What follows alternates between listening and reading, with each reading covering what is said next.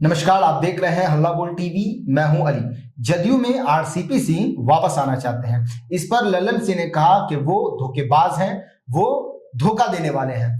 जिस पर पटेल परिवार नामक संगठन ने कहा कि ललन सिंह खुद धोखेबाज, वो ऐसा इसलिए चाहते हैं क्योंकि आरसीपी सिंह के जदयू में वापस आने से उनकी पद की अहमियत घट जाएगी।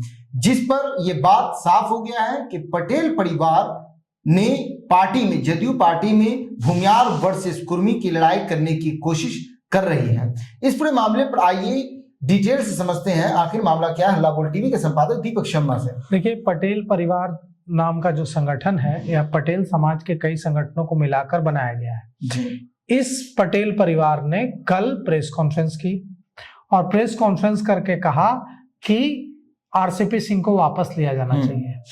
और उन्होंने पटेल परिवार के कई नेताओं ने, जो ये संगठन है, इस संगठन के कई नेताओं ने ललन सिंह को कटघरे में खड़ा किया जी। ललन सिंह को ही धोखेबाज करार दिया और कहा कि ललन सिंह चाहते हैं कि आरसीपी सिंह जदयू में वापस नहीं आए, क्योंकि उन्हें लगता है ललन सिंह को कि अगर आरसीपी सिंह जदयू में आ जाएंगे तो ललन सिंह की अहमियत कम हो जाएगी। पटेल परिवार ने कई आरोप लगाए हैं, आरोपों की बौछार कर दी है ललन सिंह पर।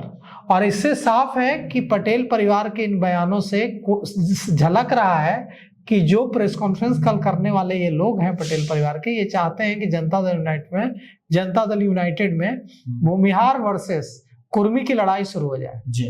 और इससे यह भी साफ है कि आरसीपी सिंह को ऐसा नहीं है कि समर्थन नहीं है। कई लोग चाहते हैं कि आरसीपी सिंह की एंट्री हो।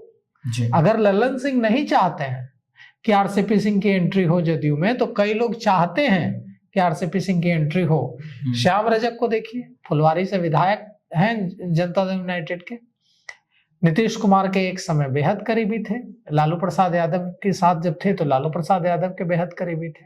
श्याम रजक बड़े नेता हैं। श्याम रजक ने बयान जारी कर कहा, बातचीत में पत्रकारों से कहा कि आरसीपी सिंह अगर आना चाहते हैं पार्टी में, जनता दल यूनाइटेड में, तो उनका स्वागत है।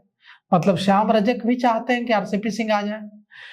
पटेल परिवार की ओर से जो प्रेस कॉन्फ्रेंस आयोजित की गई थी, इसमें अखिल भारतीय धानुक महासभा के अध्यक्ष शंकर प्रसाद, सम्राट अशोक फाउंडेशन के अध्यक्ष निरंजन कुशवाहा, कुर्मी विकास परिषद के महासचिव सुरेंद्र प्रसाद सिंह, अखिल भारतीय कुर्मी सेना के अध्यक्ष जितेंद्र पटेल, कुर्मी जागरण मंच के अध्यक्ष राजेश कुमार और अखिल भारतीय कुर्मी सेना के उपाध्यक्ष भूषण सिंह, सब ने मिलकर ललन सिंह पर आरोपों की बौछार की और कहा कि वे आरसीपी सिंह को पार्टी में आने से रोकना चाहते हैं। और यह भी कहा, ललन सिंह पर कई गंभीर आरोप लगाए और पूछा पटेल परिवार के नेताओं ने कि जब जदयू छोड़ने के बाद पूर्व सांसद अरुण कुमार आ सकते हैं, लवली आनंद आ सकती हैं, आनंद मोहन आ सकते हैं, श्याम रजक आ सकते हैं, मंजीत सिंह आ सकते हैं, उपेंद्र कुशवाहा आ सकते हैं, अनंत सिंह आ सकते हैं, तो आरसीपी सिंह क्यों नहीं आ सकते हैं? और ललन सिंह पर कई गंभीर आरोप लगाए, आरोपों की बौछार कर दी। कहा कि 2010 में वे कांग्रेस की मुखबिरी करते थे और नीतीश कुमार के खिलाफ कई आपत्तिजनक बयान दिया था। और यह भी कहा कि आरसीपी सिंह आना चाहते हैं अगर जदयू में, तो आरसीपी सिंह को लिया जाना चाहिए। और यह भी कहा कि पटेल परिवार संगठन के जो नेता हैं, ये मुख्यमंत्री नीतीश कुमार से जाकर मुलाकात करेंगे और यह आग्रह करेंगे कि आरसीपी सिंह को पार्टी में वापस लिया जाए और अगर जरूरत पड़ेगी तो आरसीपी सिंह को पार्टी में, जनता दल यूनाइटेड में वापस लिए जाने की मांग को लेकर आंदोलन भी करेंगे। उन्होंने, जो ललन सिंह ने यह कहा कि 2020 के चुनाव में पार्टी को 72 से 42 सीटों पर लाने वालों को अब पार्टी में एंट्री नहीं मिलेगी। बिहार की जनता ने फिर 42 से 75 पर पहुंचा दिया, 42 से 85 पर पहुंचा दिया। इसका जवाब भी दिया है पटेल परिवार के लोगों ने। पटेल परिवार समाज संगठन जो है, इसके लोगों ने कहा है कि यह आरसीपी सिंह की देन नहीं है कि 72 से 42 पर पार्टी आ गई थी। और उन्होंने यह भी कहा कि चुनाव के दौरान जब ललन सिंह मोकामा गए और उन्होंने क्लीन चिट दी अनंत सिंह को, तो इससे जो पार्टी की सुशासन वाली छवि है, इसको धक्का लगा है और ललन सिंह को लेकर पार्टी में असंतोष है। ललन सिंह के कारण कई विधायकों ने पार्टी छोड़ी है, और जिसमें ज्ञानेंद्र सिंह ज्ञानू का भी नाम लिया कि ज्ञानेंद्र सिंह ज्ञानू ने 2014-15 में ललन सिंह के कारण ही पार्टी छोड़ी थी। और यह भी कहा कि ललन सिंह जब पार्टी के अध्यक्ष थे तब जदयू की सीटें 72 से घटकर 43 पर आई, और इसके लिए ललन सिंह जिम्मेवार है, न कि आरसीपी सिंह जिम्मेवार है। अब हम आपके इस सवाल पर आते हैं कि जो आरोप लगाया जा रहा है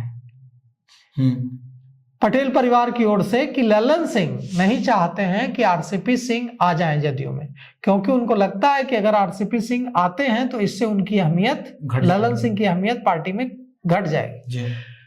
इसके बारे में पटेल परिवार के इन नेताओं ने जो प्रेस कॉन्फ्रेंस किया, कहा कि तेजस्वी यादव को मुख्यमंत्री बनाना चाहते थे ललन सिंह, विश्वासघात कर रहे थे ललन सिंह, कई तरह के आरोप लगाए, और यह भी कहा कि कई बार बयान भी दिया जब अलग हुए 2010 में, और नीतीश कुमार के खिलाफ खुला विद्रोह भी किया।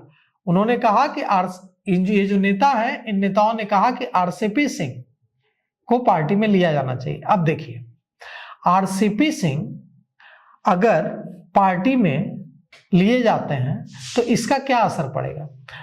क्या नीतीश कुमार आरसीपी सिंह से खुश हैं? नहीं। नीतीश कुमार ने कई बार आरसीपी सिंह को लेकर नाराजगी जताई है। ऐसा नहीं है कि ललन सिंह ही आरसीपी सिंह को रोक रहा है। अगर नीतीश कुमार लेना चाहेंगे तो ललन सिंह कैसे रोक पाएंगे?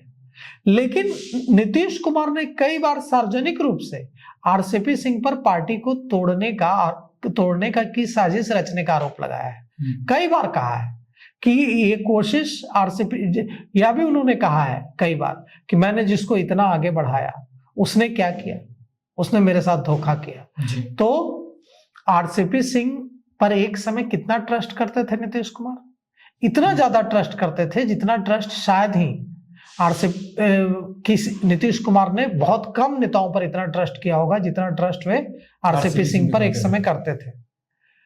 वे यूपी कैडर के आईएएस ऑफिसर थे, उनको बिहार लाया, बिहार में अपना प्रधान सचिव बनाया, उसके बाद उनको पार्टी में अध्यक्ष बनाया, पार्टी में नंबर 2 की भूमिका दी, और बाद में स्थिति इतनी बिगड़ गई कि नीतीश कुमार ने यहां तक कहा कि आरसीपी सिंह पार्टी को तोड़ने की, जनता दल यूनाइटेड को तोड़ने की साजिश रच रहे थे। तो अब कुल मिलाकर के ये जो मामला है ये है कि ये जो लोग हैं जो प्रेस कॉन्फ्रेंस कर रहे हैं, ये जरूर चाहते होंगे कि आरसीपी सिंह की वापसी हो, इनके संबंध आरसीपी सिंह से अच्छे होंगे, लेकिन यह आरोप, इस आरोप में कहीं कोई दम नहीं दिखता है कि ललन सिंह नहीं चाहते हैं कि आरसीपी सिंह आए जदयू में, इसलिए आरसीपी सिंह नहीं आए।